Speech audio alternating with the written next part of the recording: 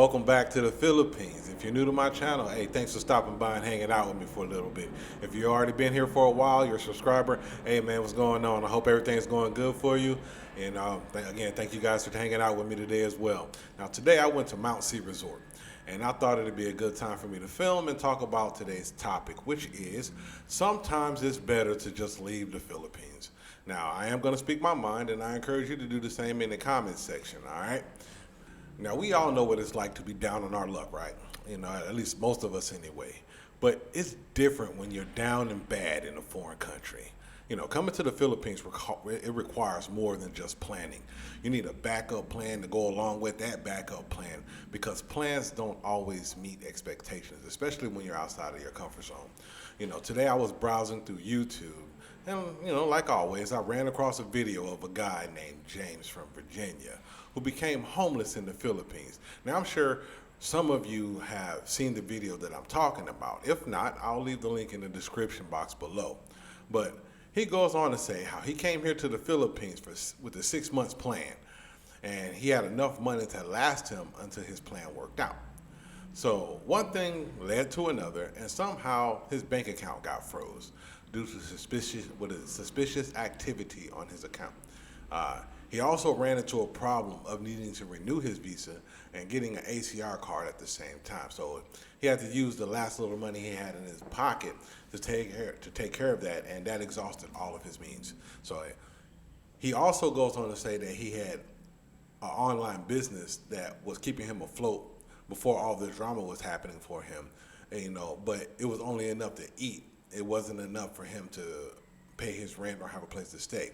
And since he has financial troubles now, he can't pursue his plans the way he wanted to pursue them prior to coming out here, you know. And then he also had to deal with the breakup of his girlfriend. And in my honest assessment, it's only because no money, no honey. Now, I want to go over a few things that kind of stood out to me, and I want to try to bring you guys some kind of awareness about moving out here to the Philippines.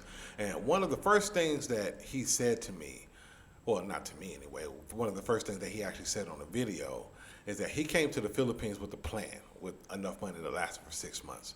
That is the biggest mistake in my personal opinion. Coming to the Philippines with a finite amount of money is one of the worst things you can do to yourself. You know, places like the Philippines is not like being in your home country, and if you run out of money, you will suffer here. This guy clearly did not do his homework when he booked that ticket to come over here. And it's sad because there is no one here to help him but himself, and now he can't even do that. Now, he's forced to e-beg in hopes of finding some kind of assistance. And, you know, I know we all heard it before, and this won't be the last time you heard it, all right? But if you're gonna move to the Philippines or anywhere else outside of your home country, please make sure you have a recurring pension or some kind of constant flow of money coming in. And the reason I say this is obvious, but you also have to remember that you don't have the same resources as you would back at home. At least if you run out of money at home, you have a chance to bounce back or potentially restart your life. Out here in the Philippines, you're in a concrete jungle.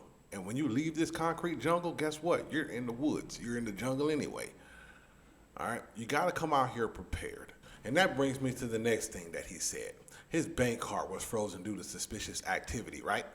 Or because he did not notify the bank of him moving to the Philippines and they closed his account because he has no way to confirm his identity. Now, we could just say, hey, why don't you call the bank and, you know, give them your personal information to confirm to get your money back, right? You know, that's the average thing to do, right?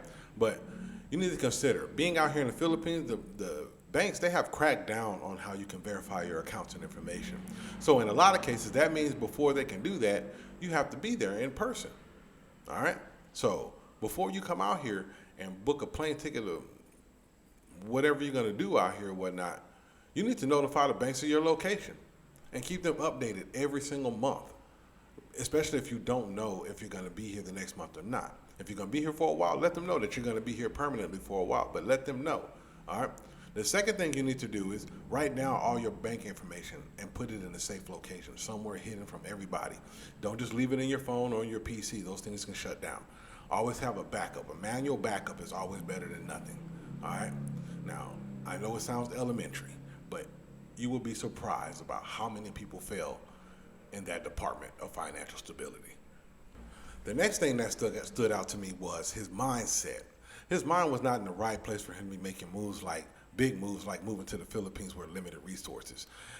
I got the feeling of him coming to the Philippines for the sole purpose of him running from his issues at home. Now, I do understand that many people, they have family problems. And if it's serious, hey, man, if it's really serious, hey, go get you some help and get away. You know what I mean? But running 8,000 miles away with no support system and no outlets to find gainful employment makes me wonder if there's more to the story that's being presented. Now, on the other hand, it could be that he's 100% naive about living abroad. But people need to understand that living outside of their security blankets takes a lot of preparation, and it takes a lot of commitment, and also takes a lot of understanding. So please be prepared before you come out here, all right? Now, the next thing that stood out to me is he broke up with his girlfriend the day before the video that he made that I'm talking about. And I believe there are a few more videos about him. Of course, you guys can check it in the link that I'm going to provide for you guys. But yeah, there's a few more updates. But this one is a big red flag that everybody should pay attention to. All right. He said that after he started having financial troubles, him and his girlfriend were always in arguments and fights, which led to the breakup. Now, me personally, I believe that's because she got with you for you to support her, only for her to find a way to support herself. And now that you don't have any money left, you are depending on her. And she feels like she can do bad on her own. And it's better to let you suffer in your own mess. Now, that seems hard to say, right? But the reality is that there is no love in that relationship to begin with. Most women don't deal with a man who can't provide for them. So when you coming out here to the Philippines to look for a woman, one of the local national, it comes with the same challenges that you will face back at home. Now, it's cheaper and it's more manageable, but all the requirements are still there. They're still the same. No money, no honey. And it's hard to find a woman who really just wants to be with you because you are you. All right? They're usually there for you based off what you have to offer. All right? When you are limited on resources, you're limited on love, and that's just the way it is. All right? And for the most part, only women, dogs, and children get love with no conditions. So if you're coming out here, you need to understand that your responsibilities as a man don't disappear when you get into a relationship with one of the locals. Now, I'm glad you guys are out here looking for love in the Philippines. There's nothing wrong with that. But I do believe that the Passport Bro movement left out a lot of red flags that guys should really, really pay attention to before booking that life-changing flight to the Philippines. All right, this place is a beautiful thing, but I'm telling you, man, it'll hurt you if you're not understanding it. Now, the last thing that stood out to me was that he's not ready to be an expat. And what I mean by that is he did not put himself in a position to get help whenever it is needed.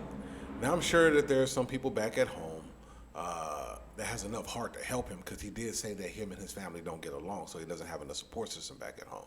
But I'm pretty sure there's somebody at home, or at least somebody that he knows, that can talk to the U.S. Embassy to help get him back home, because obviously he's going to try to apply for a repatriation loan if people don't help him get back home or whatnot.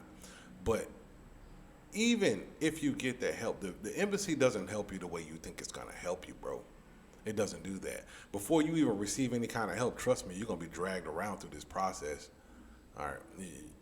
It's not worth it, man. It's not worth coming out here if, you're not ready to be an expat. Living an expat life requires you to be self-sufficient at all times. There's nobody here to help you. All right. Yeah.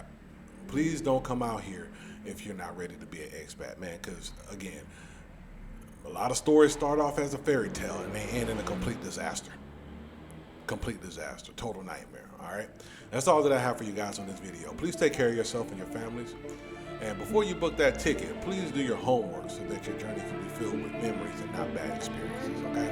Until next time, holla at your boy. Peace out, bro.